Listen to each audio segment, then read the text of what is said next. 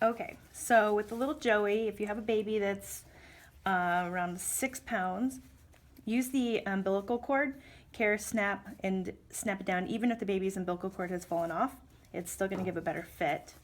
You put the diaper under the baby. This is obviously not a newborn, and it does not have a belly button, but you want the back elastic to be at the same height in the back as the belly button is in the front. When you're bringing the diaper through the legs, just squish it together. That way you're coming inside the little rolls and stuff that are there. So squish it together. Make sure it comes all the way up. And for a 6-pound setting, you can probably use this snap or this snap. It depends. You'll just want to mess around with it a little bit. For this baby, we're going to use this one and this one. And you can kind of mess with the front a little bit and kind of tuck some of that fleece down and check your legs.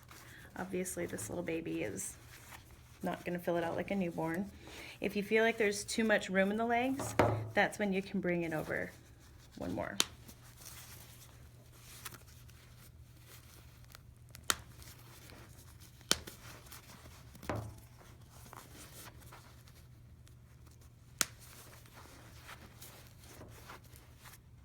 And that's gonna, well, on your child, it will close up that leg a little bit more.